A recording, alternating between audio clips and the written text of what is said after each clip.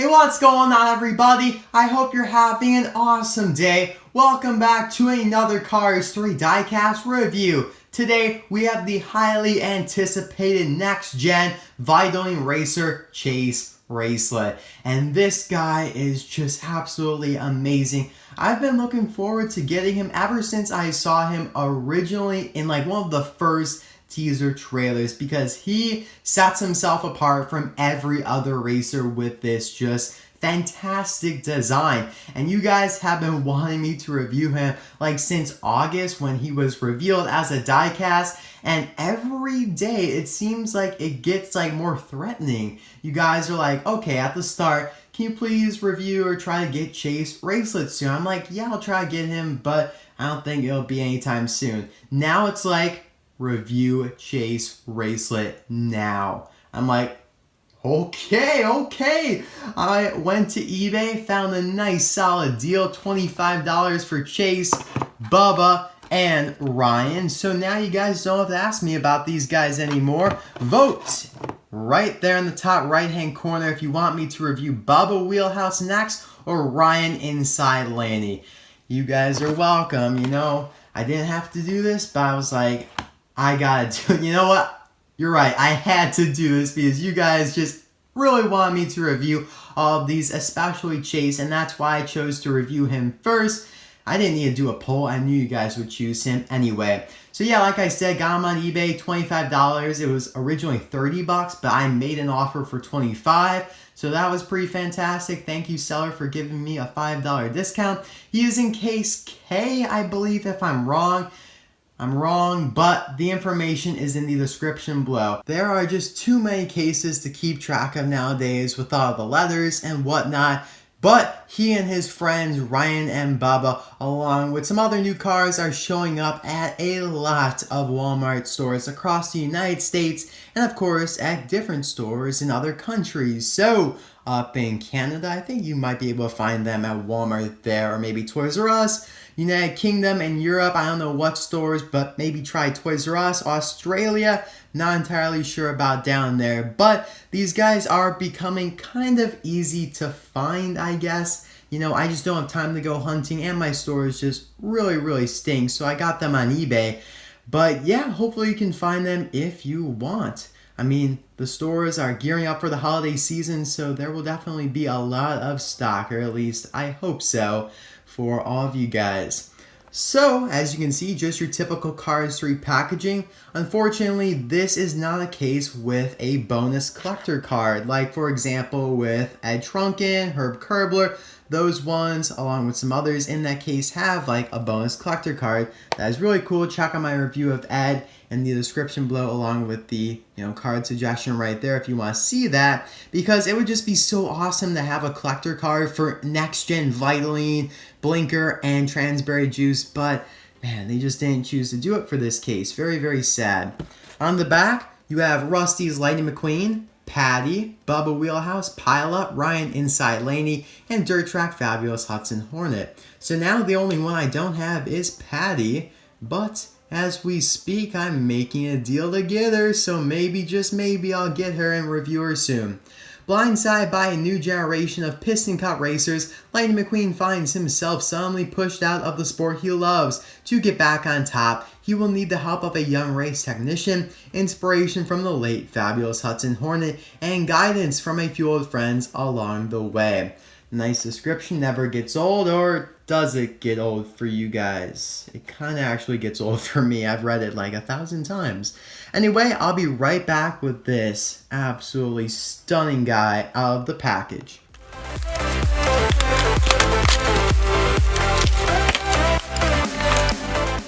Alright, so Chase looks fantastic out of the package, and there's actually quite a bit to talk about him with his voice actor, because he was voiced by real-life NASCAR driver Chase Elliott. And in my opinion, out of my personal experience, he is the most known out of all of the NASCAR drivers that voiced cars in the movie, which were, of course, Ryan Inside Laney. Ryan Blaney voiced him. I never heard of him until Cars 3. Bubba Wheelhouse was voiced by Bubba Wallace. Again, I'm sorry, I never heard of him until Cars 3 announced it. And then Daniel Swervez was voiced by Danny Suarez. But I have heard of him like outside of Cars 3 stuff since Cars 3. So I feel like the ranks of popularity are Chase Elliott, Daniel Suarez, and then the other two, or maybe I'm just speaking out of my boundaries, but I heard of Chase Elliott before Cars 3 even was a thing. So I just wanted to say that it is really cool that they incorporated these actors into the movie, and they did this with a lot of characters. Shannon Spokes, of course, Daryl Cartrip, Bob Cutlass, The King, Ray Reverham, or however you pronounce it, Jackson Storm's crew chief. So it's really cool that they did that. And I feel like he's just one of the more popular ones. As for his releases, so far only as a single, but I just wouldn't be surprised if he got re-released in the future because he does speak in the movie. He does obviously have lines because he's voiced by Chase Elliott. I think he only has 2 lines. One is when the interviewers are asking these next gens, the ones I just mentioned about Lightning McQueen and where he's been, whatever. And then I think he might be the one that says, "I'm not losing any sleep, wondering where Lightning McQueen is." I think that's his line. And then at the end, when Cruz wins the race, sorry, spoilers, but I mean, I'm sure you guys have seen the movie, he compliments her. So I think that's pretty much it for him. And there are some pictures on the screen for you guys to refresh your memories. So let's move on now to his actual review. Now, the one thing that really just strikes me as fantastic about him is the half and half going on here with your just regular lime green solid color and then this metallic green. It's like emerald green. And in the prototype pictures that you see online and whatever, or on the back of card backs, it does not show this. So this is just beautiful. I mean, this is why he's my favorite out of all of these next gens. I mean, Danny's pretty cool with the gold foil, which is similar to this emerald green, but it's not like Ryan Laney or Bubba Wheelhouse has anything like that. So that's why I just love him. His expression is pretty mean. He looks just really determined to win, which is how it goes for most of the next gens. Very similar to Tim Treadless's expression, but the eyes are further down. It looks like the frowns are the same, so yeah, they're pretty much the same except for the eyes there. Their models are also the exact same, but they do have different spoilers, which is what it seems Mattel is doing with a lot of these next gens. They'll share the same model, but they'll have different spoilers. Same goes here with the Easy Idol Racer Harvey Rodcap. Again, same model. They have much different expressions though. And their spoilers are different, so that's cool to see. And then you have the other model, which is Ed Trunken or Danny Swervez. Same kind of deal with them. So they're changing some things up to keep it fresh, so it doesn't look like they're all clones of each other. On the hood here, whoops, zoom back in there. You have Vitoline, kind of the new next-gen logo for older active cars. I like this design here where it seems like their jail bar is the gray stripes there, so you can still see the green behind it.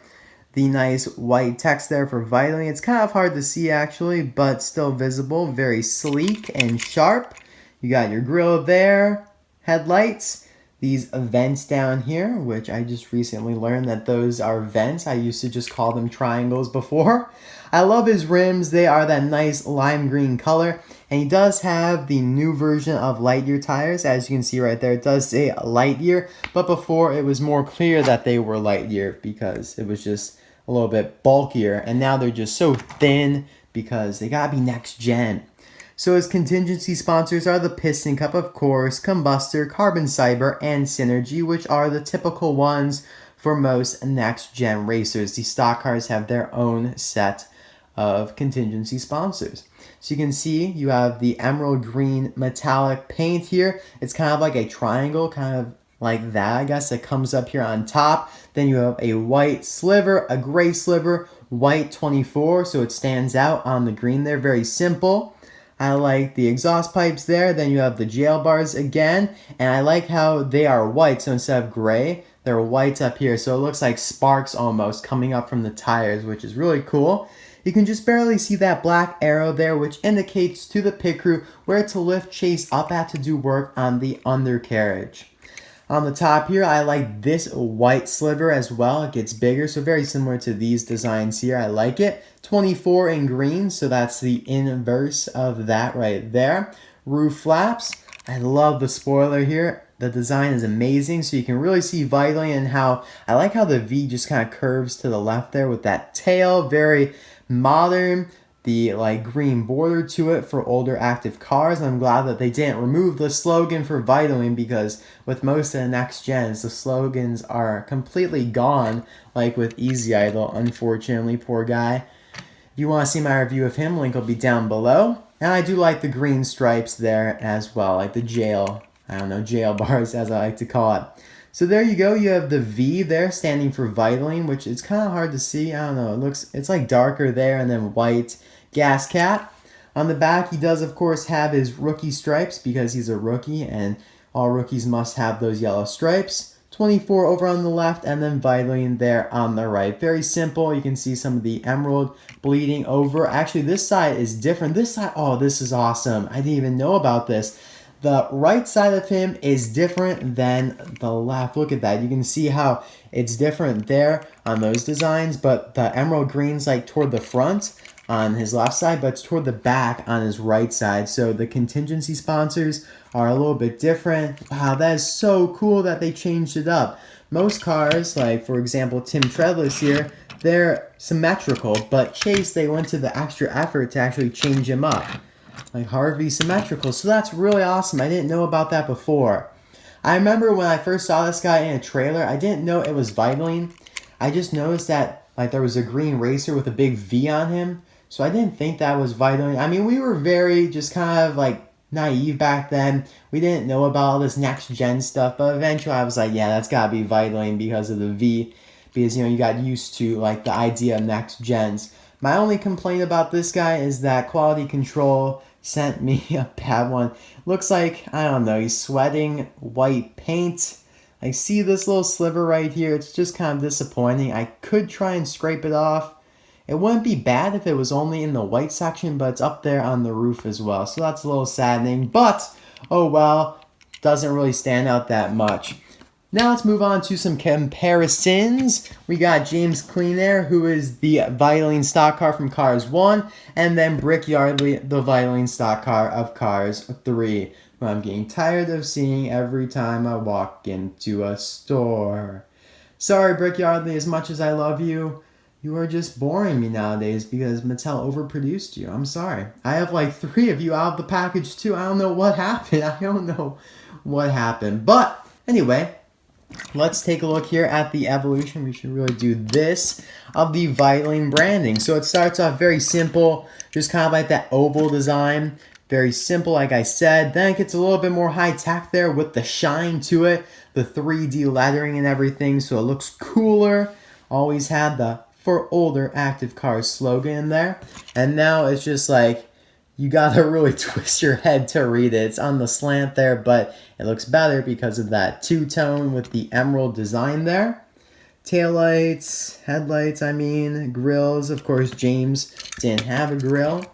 He shaved that day, I guess, because grills are supposed to be mustaches. Just see how simple this is. It's just green and white. That's it. It's a little bit better with Brick Yardley with the white and gray stripes there. And then it is just amazing with Chase Racelott. And before, he had black rims, then green. Now he still has green rims. 61, 24. Of course, this is one of them that changed numbers. Most of the racers have the same numbers, even if it's a different character from Cars 1 to Cars 3. But they changed it for all of the ones who were voiced by NASCAR drivers because they want the numbers to be the numbers that they have in real life. And Chase Elliott is number 24. And I'll talk about that in a moment here because Jeff Gorvette is also 24, or used to be at least. And so, because Chase Elliott is 24, Chase Racelott is 24, and because, just to make things simpler, Brick Yardley became 24 as well. Sorry, 61, you're done. You are done. And there you go with the backs. Always had that green and white design. Very, very nice. And let's just compare him real quick to Jeff Gorvet, who is absolutely amazing here as well. I just like showing racers that have connections like this because obviously he used to be 24 in the World Grand Prix. And Jeff Gordon, like he's based on Jeff Gordon, who was number 24. So Chase Elliott adopted that number, I guess, because Jeff Gordon was like his inspiration or something. That's just my guess. I really don't know. Very, very cool. Let me know in the comment section below. Do you prefer Chase Racelott or Jeff Gorvet? I think that's a pretty good question. And ironically, their models are kind of similar, even though obviously Jeff's not an X-Gen. He's just a Corvette. I shouldn't say just a Corvette. I'd love to have a Corvette in real life, but I'll take my Chevy Cruze. I mean, they both start with a C and they're both Chevy, so it's close enough, right? All right, so here is the full team of Vitoline. Of course, we have the Pity, who is just unnamed, with his black rim tire stack there for James. Nice smile. Nice tool cart there. We'll pull up Brick Yardley. And we pull up James here as well. Let me know in the comment section below as well with that question about Jeff and Chase. Which Vitoline racer is your favorite? Mine is definitely Chase without a doubt, just because of how amazing and shiny he is. I like shiny things. So thank you guys very much for watching. I hope you enjoyed this video. And I'll see you guys next time for another video. Even though the poll is for Ryan and Bubba, that probably won't be the next video. I want to spread things out so you don't get inundated with 3 next gens and then have no next gens for like a month, because I don't know when I'll get Herb Kerbler, H.J. Hollis, and Aaron Clocker. I think those are the ones that I need. And of course, Rusty's Cruise. I'll see you guys next time, guys. Bye now.